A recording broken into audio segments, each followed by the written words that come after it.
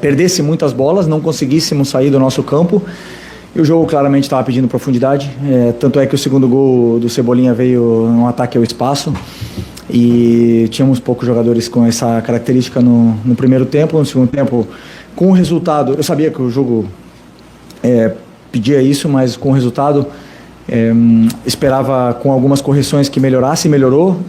Acabamos tomando o gol no nosso melhor momento do jogo, onde a gente já estava com mais controle, já dominando e controlando todas as ações, e veio num erro nosso, acabamos sofrendo o gol, onde ficou, claro, é um jogo muito aberto, e a partir daí, claro, como eu falei, ganhar era super importante, muito mais fácil corrigir a equipe ganhando do que perdendo, mas sem nenhuma dúvida temos aí muito caminho coisas para corrigir e muito caminho para percorrer. Felipe, boa noite, Laje da Fogo da Flamengo TV. Felipe, depois de 3 rodadas do Brasileiro, eu queria que você fizesse um balanço, no contexto mais geral mesmo, dos principais desafios que você tem encontrado para trabalhar o Campeonato Brasileiro mais cedo dessa vez, uma novidade no calendário, em meio a jogos decisivos do Carioca, Recopa e também a Supercopa do Brasil. O Campeonato Brasileiro é sempre, para mim, o mais difícil de conquistar.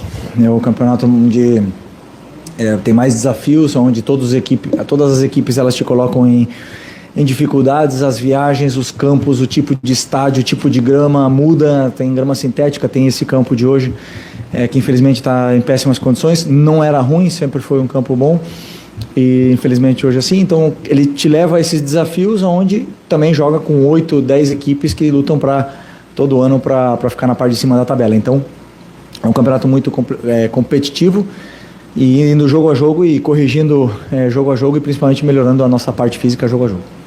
Felipe aqui, boa noite, Sidão Marinho da Litoral News. Queria que você fizesse uma avaliação da parte defensiva dentro dessa temporada. A gente tem visto alguns erros que não costumam acontecer.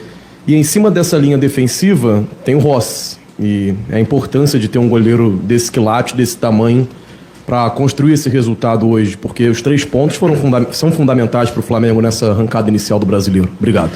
Sim, na nossa fase defensiva, por tomar gols, a gente culpa a defesa, mas eu não consigo separar, né? Vai conectado junto com o ataque, vai conectado com o nosso modelo de jogo, com a nossa pressão, todas as fases do jogo, bloco médio, bloco baixo, mas também passa muito pela nossa questão de controlar o jogo com bola, e não estamos conseguindo controlar o jogo com bola como gostaríamos. E essa parte é que eu preciso corrigir, mas não é só o sistema defensivo, é um todo que acaba estourando sempre na nossa fase defensiva. Até mesmo, se eu não me engano, o gol e o pênalti vieram de erros técnicos e contra-ataque. Então estamos sofrendo com transições, e nesse aspecto aí temos que melhorar. Felipe, aqui, boa noite. O Rossi, desculpa. O Rossi vive um momento extraordinário, fez uma temporada incrível ano passado, jogou praticamente todos os jogos, está num grande momento, e se espera sempre que o goleiro faça o simples e o seguro, mas quando faz uma atuação dessa temos que sempre reconhecer o nível do momento dele. Aqui agora, boa noite. Felipe, a gente percebe que todos os setores do Flamengo ainda estão ali numa fase de adaptação à temporada. O ataque às vezes toca muito errado, a defesa chegando um pouco atrasado, mas eu queria saber assim de você, na sua visão, qual desses setores, defesa, meio e ataque, vai precisar mais da sua atenção nesse início de temporada, principalmente por pouco tempo que você tem para trabalhar. Agora você vai ter 4 dias, depois mais 4 até pegar o Lanús, mas eu queria saber desses 3 setores, qual você vai ter que suar um pouco mais para poder arrumar e ajeitar. Obrigado. A gente treina todos os setores juntos, depois, claro, existem os treinos setoriais e tudo mais, que eu passo todo o conteúdo sempre durante toda a semana, e a nossa evolução é coletiva, né? Sempre penso em corrigir todos os setores do campo. O nosso refino técnico do jogo do Maracanã foi muito melhor com o passar dos minutos, os jogadores foram se soltando, mas a maioria dos jogadores que jogaram aquele jogo não estavam hoje. E como eu falei, o gramado nessas condições, o adversário que nos impôs uma pressão que era difícil de sair, e precisávamos desse refino técnico e também de profundidade, não conseguimos, então isso nos empurrou cada vez mais para perto da nossa área, e acabamos sofrendo. Mesmo assim, soubemos sofrer bem no primeiro tempo, e fomos com um resultado muito positivo para o segundo tempo, pelos jogadores determinantes que temos. Depois, no segundo tempo, como eu falei, no melhor momento nosso, acabamos tomando esse gol que deixou tudo aberto. Felipe, boa noite. Mauro Santana, do canal Mauro Santana. E queria que você fizesse uma análise do Paquetá, da evolução do Paquetá, mais uma partida. Você que utilizou o jogador num posicionamento diferente contra o Sampaio Corrêa, hoje, muito mais próximo daquilo que você já tinha utilizado nas primeiras partidas. Queria que você fizesse uma avaliação do jogador. Bom, o Paquetá, para deixar claro, né, quando optamos por trazer o Paquetá, sempre pensamos para que ele pudesse jogar na meia. Quando o Paquetá veio, tínhamos 6 volantes. Agora, com a saída do Alan, temos 5. Não precisávamos de volante para esse elenco, não precisávamos dessa posição em concreto, e pensamos nele para meia. Ele está jogando na meia direita. A posição que ele jogou e joga no West Ham, jogou em todos os lugares lugares do ataque, na esquerda, na meia esquerda e na meia direita.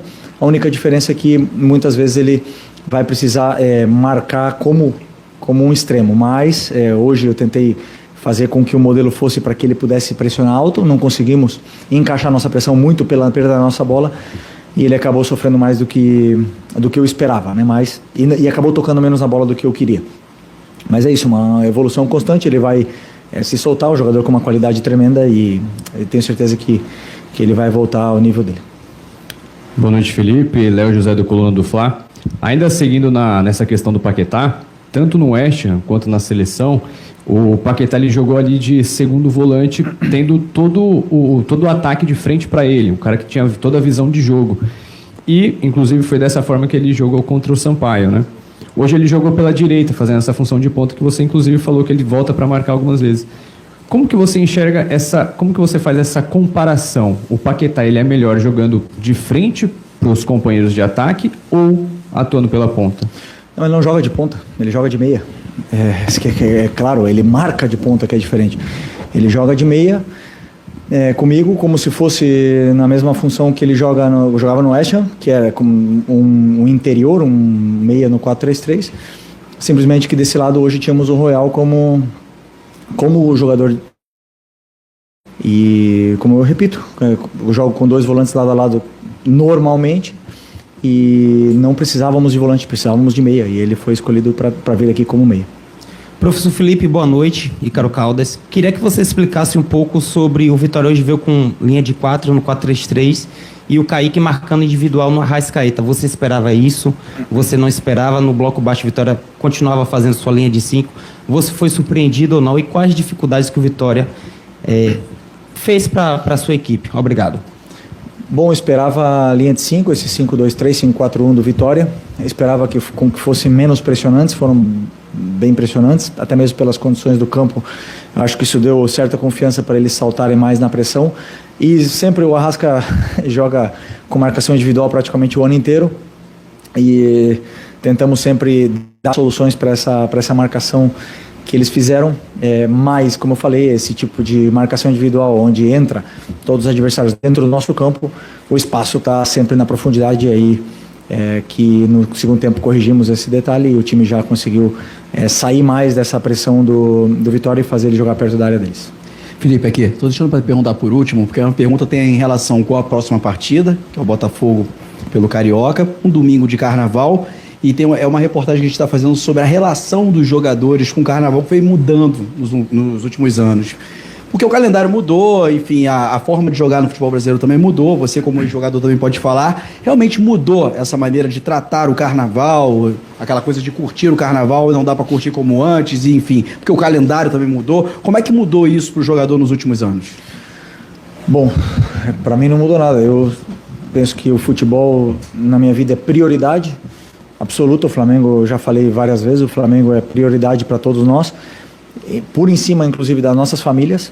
Então, o Carnaval é uma festa para a população que pode curtir. Os jogadores, enquanto eles têm compromissos, eles têm que ser prioridade do futebol sempre. Obrigado. Valeu. Fechou? Boa noite, pessoal.